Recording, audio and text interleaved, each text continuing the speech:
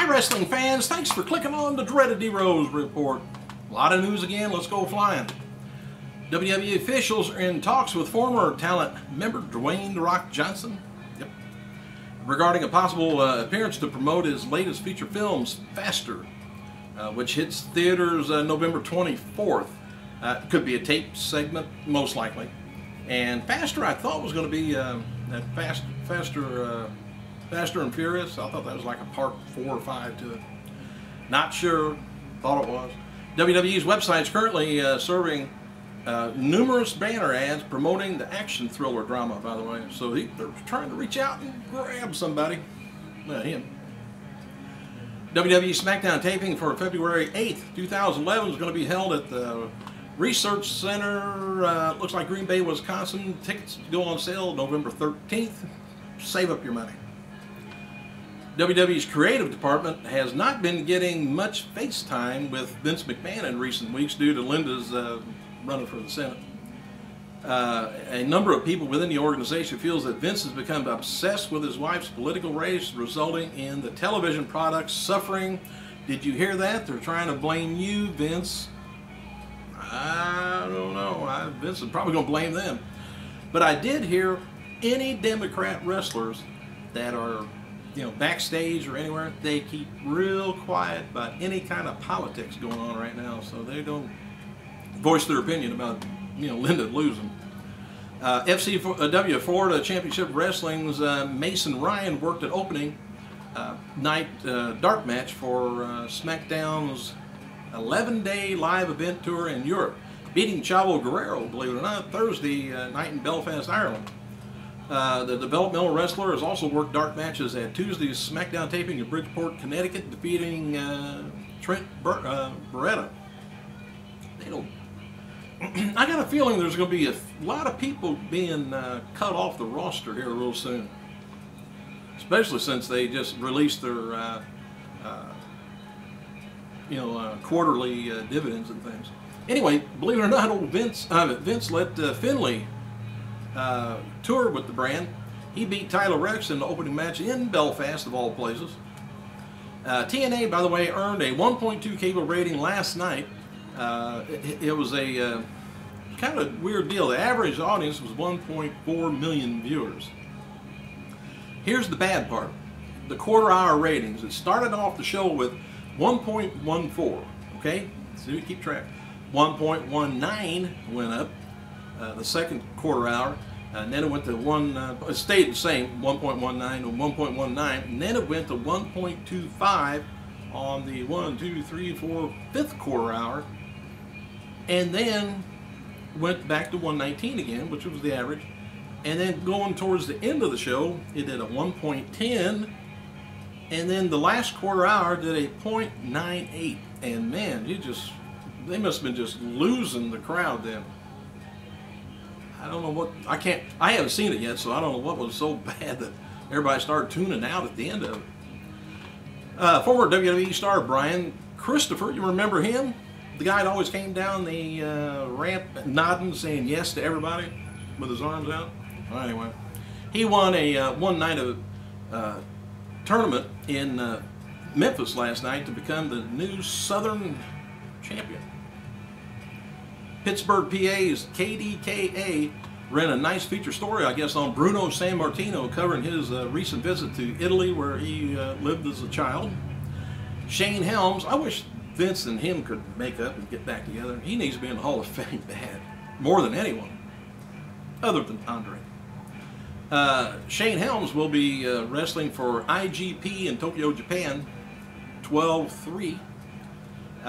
Let's see.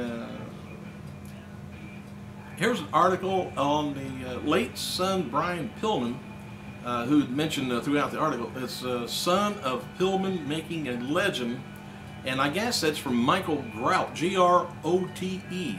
If you want to check it out, it's online on the internet here somewhere. I don't want to read all of it. It's an interesting article.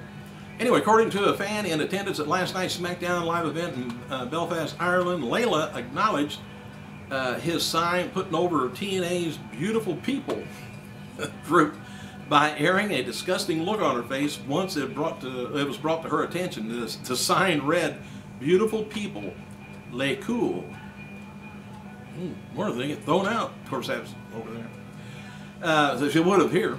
TNA's original, TNA Wrestling's original creative plans, by the way, for AJ Styles was to turn babyface to replace the injured Mr. Anderson as Jeff Hardy's opponent at Turning Point, but they instead went with Matt Morgan. Matt, I don't think he's won a match in a long time, so kind of know what's happening there. Some have questioned whether Morgan's turn will accumulate in his with some sort of finish similar to what Nash did about lying down for Hulk Hogan during his match in 1999 episode of WCW Nitro, but the belief is that he's going to be a face and go forward. So we don't know whether there's going to be little shenanigans or not. TNA Wrestling has canceled live events for November 19th in Evansville, Indiana, and November 20th in Indianapolis, and reportedly due to lackluster ticket sales. The only events that passed those dates for the remainder of the year is Impact tapings, television tapings for the Final Resolution pay-per-view in December. And according to F4W Online, live event attendance has been way down since Bound for Glory. We've seen that the other night, about 500 people or so. TNA Wrestling has posted online the latest episode of the Spin Cycle web series, which features Rob Van Dam, Brian Kendricks, Mickie James, Doug Williams as panelists, with Jeremy Borash as hosting. The wrestler formerly known as Brian Kendricks notably remarked his hidden secret, his hatred for finishing maneuvers, and his conspiracy theory for 9/11. I've heard that over and over for years. And in response to the topic of the finishing movers, Brian Kendricks replied, "I think the idea of having a move to finish someone off is silly to begin with. You know what I mean?" Says, "I'm going to wait to hit you with my specialty move, and then you're knocked out." No wonder they don't put you on camera that much talking. Anyway, he says, "My hidden secret is sometimes I hate wrestling so much." All right, regarding Jeff the Drunk's claim. Now you got to remember this guy's a drunk. On the Howard Stern radio, I think it's on XM radio, that he and Stone Cold Steve Austin would appear as guest celebrities on December 27th, Raw in Albany, New York. A WWE representative told the Wrestling Globe newsletter, "I think this is one reason why Stern calls calls that guy Jeff the Drunk." Anyway, first SmackDown taping of 2011 is going to be taking place January 4th, Tucson, Arizona, Tucson Center Arena. And Ezekiel Jackson denied reports that he suffered an injury during the last Wednesday's Raw live event in Nice, France. He put on his Twitter, "Not true." Let me see. Ooh, some of you guys asked for this. How about, this might take me up to the end. November 5th, history. 1988, World Championship Wrestling brand, WCW, is officially launched in an episode of NWA World Championship Wrestling. And that was in '88.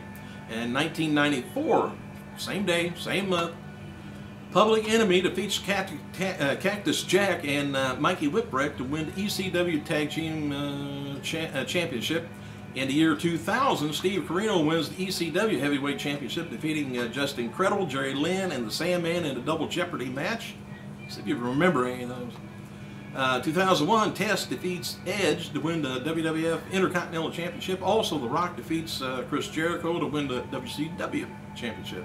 So both of them they had more titles then when they knew what to do with it. In 2002, same day, had a SmackDown taping. Edge and Rey Mysterio defeat Kurt Angle, Chris Benoit to win the WWE Tag Team Championship. It aired on November 7th. Here was a little bit of the highlights from in 2006 from Cyber Sunday. Jeff Hardy defeats Carlito. Diva Lumberjack match. Lita defeats Mickie James. Ric Flair and Roddy Piper win the World Tag Team Championship, defeating Spirit Squad. King Booker retains the World Championship title after defeating John Cena and Big Show. All right, today's birthday, I believe, is Jules Strongbow. Tomorrow, Ken Patera. I gotta go.